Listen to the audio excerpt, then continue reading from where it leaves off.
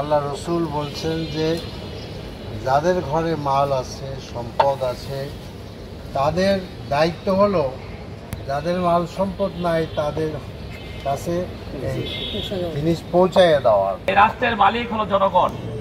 এই জনগণ যারা রাষ্ট্রের দায়িত্ব থাকে তাদেরকে ভোট দিয়ে তারা নির্বাচিত করেন। কিন্তু আমরা দেখছি বিগত 54টি বছর রাষ্ট্রে যারা দায়িত্ব ছিল কেউ নির্বাচিত হয়েছে, কেউ দূর করে দীর্ঘদিন ক্ষমতা বসেছিল।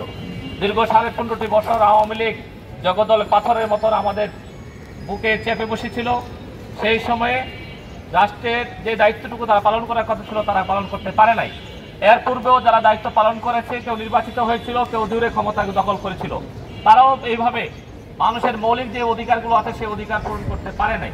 তার বড় কারণ হলো যারা এই দায়িত্বের জায়গা ছিল তারা দায়িত্বের যে জায়গাটুকুর জন্য আল্লাহর কাছে একদিন জবাবদিহি করতে হবে সেই অনুভূতিটুকু তার মধ্যে ছিল না।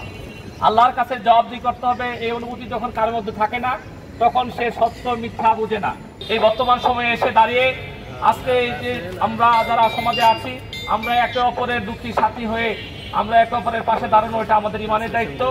এটা আমাদের সামাজিক দায়বদ্ধ থেকে এই কাজটি করা দরকার, ইমানের দাবিতে এই কাজটি করা দরকার। সেই জন্য জামায়াত ইসলামী এই কাজটি করছে। আমরা আপনাদেরকে ডেকে এনেছি শুধু সামাজিক দায়বদ্ধতা পূরণে আমাদের যে ভূমিকা, যেহেতু আমরা একটা রাজনৈতিক দল, আমাদের কার্যক্রম আমরা এই দেশের জন্য সমাজের জন্য আমরা করি, এটা দেখে যাতে আরো 10 জন উৎসাহিত হয়, 10 জন যাতে সেখানে এগিয়ে আসে, সেই জন্য আমাদের একটা আনুষ্ঠানিকতা।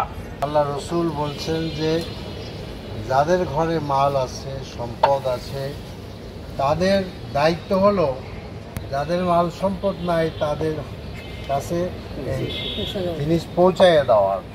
জামায়াত ইসলামী বাংলাদেশে এমন একটি সমাজ গড়তে চায়, সরকার যেভাবে সাহায্য করবে সমাজের মানুষও সেভাবে আগে আসতে হবে। তা না হলে মানুষের অভাব মোচন হবে না, মানুষের প্রয়োজন পূরণ হবে না। কাজেই আমরা আপনারা তো বলতে পারেন যে আসলে ইলেকশন সামনে আসছে, আপনারা আসছেন, ইলেকশন সামনে আসছে ঠিকই আছে, আবারও আসবো আর কি, ইলেকশনের পরও আসবো ইনশাল্লাহ। এবং এর আগেও আপনাদের যখন এই মাঠে দেওয়া হয়েছে তখন ইলেকশন ছিল না, এবং এটা আমাদের সারা বছরের প্রোগ্রাম, সারা বছরই আমরা এই কাজ করে থাকি। আমরা একটা মানবিক বাংলাদেশ চাই, আমরা একটা ইসলামী বাংলাদেশ চাই, এবং এই বাংলাদেশে আমরা যেটা করতে চাই যে মানুষের প্রয়োজনে পাশে দাঁড়াবে ইনশাআল্লাহ।